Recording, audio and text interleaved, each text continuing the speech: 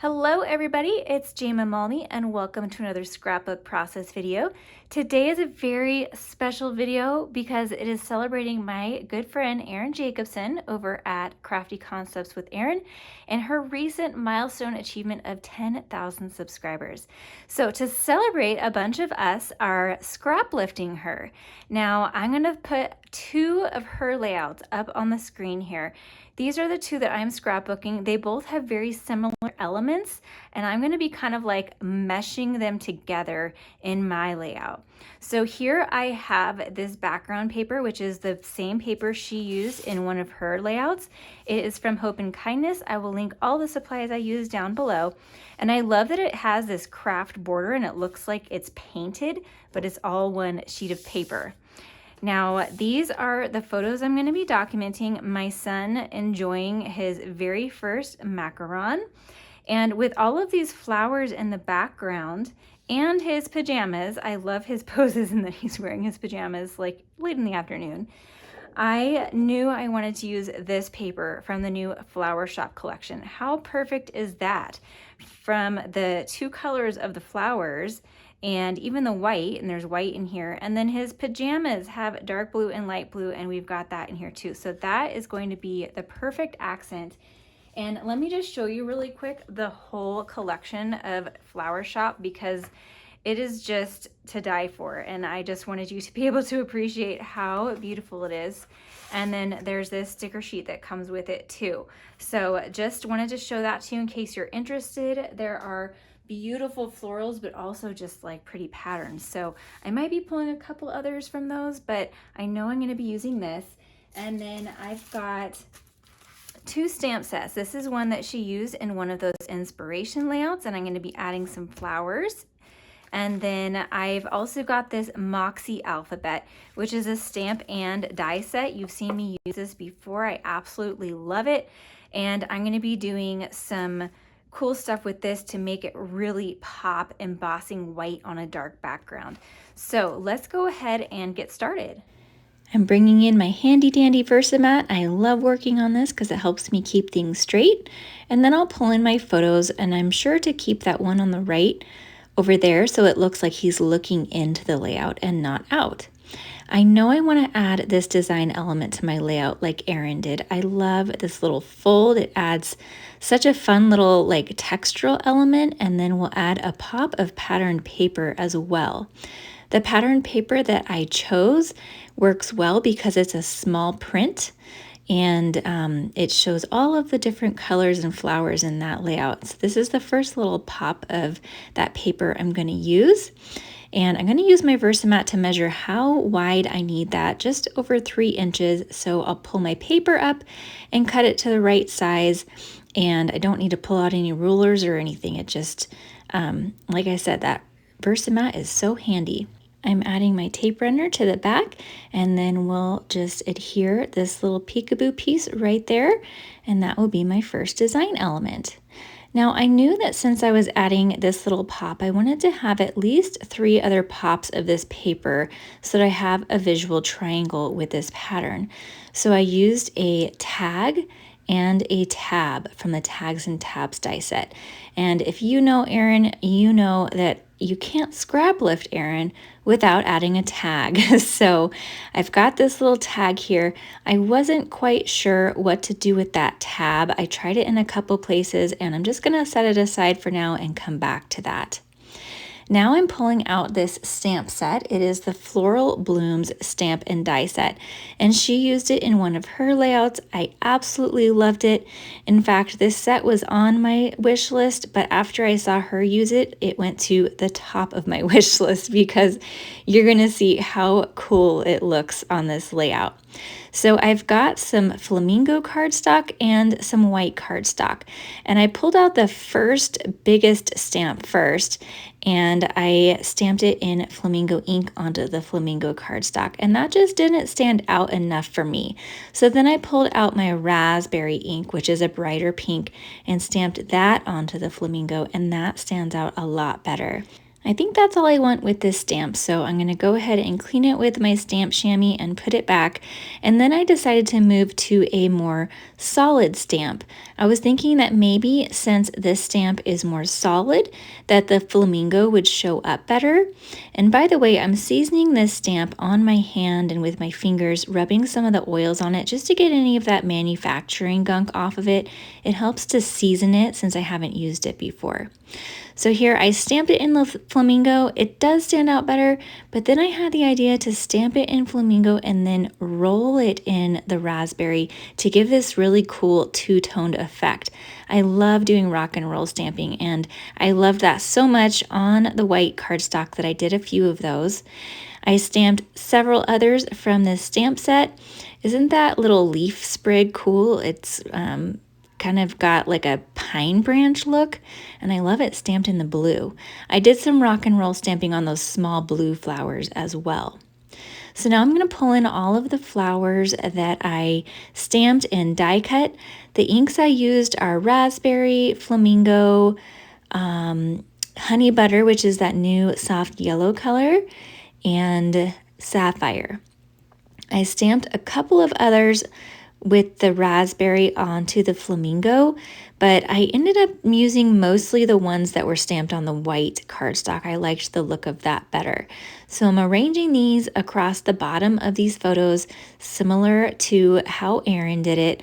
I just love this look. It reminds me of arranging flowers, like doing a flower arrangement.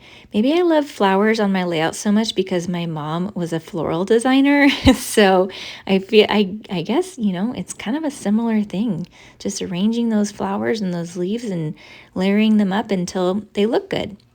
So I pulled in some more leaves. These are from the Leaves and Sprigs die set that I just thought it added a little bit more of a whimsical look, and I wanted to add a little bit of green to these colors that I already had. I sprinkled the little blue flowers around, and I'm really liking how this is looking.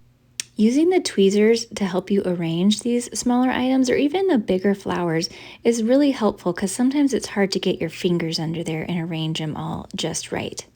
So I came back to wanting more of that pattern paper, and I thought, well, what if I cut it out with that leaf die? Nope, didn't like that, so I'll save that for another project because it's kind of a cool look. And I'm going to move to my title.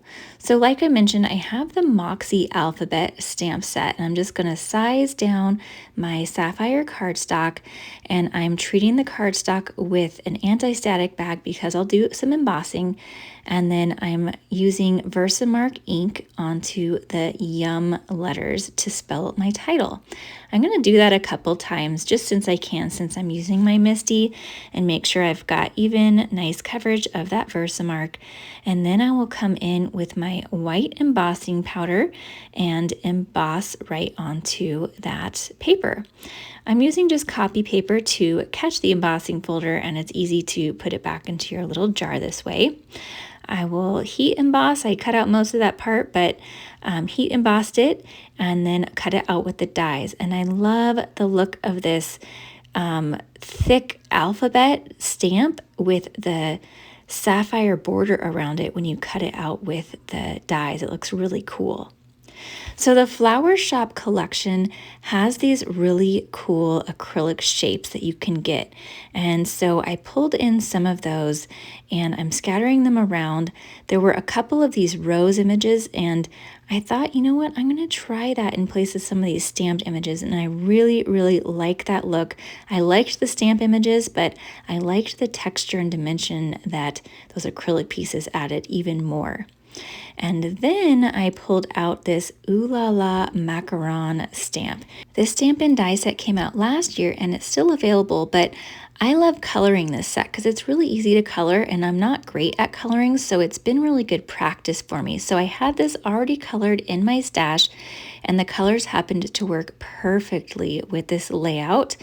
And if truth be told, I took these pictures last year after getting this stamp set because I wanted to use it for a layout, and I haven't gotten around to it until now. So I'm excited to finally use them, But the result of doing this little photo shoot with my son is that now he's obsessed with macarons. Every time we pass them, Costco has a big package of them, and anytime we pass them in any store, he's like, ooh, can we get those? I love those. So he's now obsessed with macarons.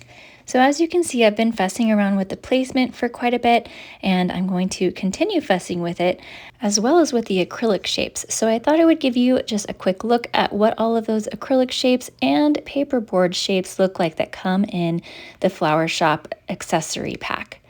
So now here I've got my macarons in place. I decided I want the stack of 2 on the right because then the bottom pink is next to a yellow flower and it sort of balances out that folded element at the top left. And then the yellow macaron is over with the pink flowers. So there's a contrast there. And then I had my aha moment. I'm going to add a little circle behind that yellow macaron to create that third point of the patterned paper there.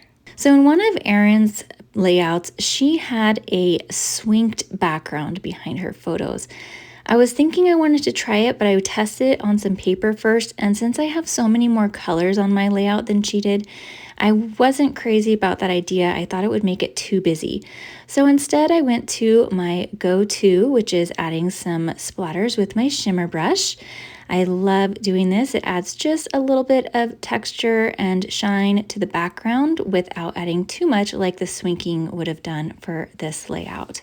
This is the Sapphire shimmer brush, and these brushes come in lots of different colors. I will link them down in the description below. So now for the finishing touch, I'm going to add a little bit of stickles and some gems. These are the silver glitter gems. I love them because they have lots of glitter in them, and I'm a glitter girl if you haven't noticed. And so I'm going to just scatter them around. I'm adding a few of them to the clusters and then some of them as the flower centers. There's 2 sizes. And then there's these little bitty sparkles, and I love them because sometimes you don't want a regular size sparkle, you just want a little bitty sparkle. It works perfect in the middle of this flower, which has a few small little dots, so I just added a few bitty sparkles to accent it, and then I added a few to some of the other little clusters that I had going as well. I love adding lots of different texture and dimension in different ways to my layouts with the sparkles and the acrylic shapes and the stamped images. Now I'm adding stickles to the centers of these macarons. And then I'm using my new obsession, the journaling strips. I love these. They are just sticky strips. They're stickers, cardstock stickers that you can write your journaling on and then stick them onto your layout. It's super easy. I'm so excited about these. And I'm going to pull in my T-square ruler here in just a moment to help me make sure that they're lined up. One of the nice things about the Versamat is that it does have this little lip, so it's easy to catch your T-square ruler on it to make sure that everything is straight. Here's a close-up look at how everything turned out. Some of the flowers are on thin 3D foam, so they add just a little bit of dimension. I love how that all turned out. Now let's bring in ERIN'S layout so you can see the comparison. I just love how it turned out. I'll leave the links to her videos in the description below, along with links to all the supplies I used and my social media links where you can find photos of my layouts. Click the playlist here to see all the videos from the talented scrapbookers who are scraplifting ERIN, and the bottom video is another one of my videos I think you might enjoy. Happy crafting!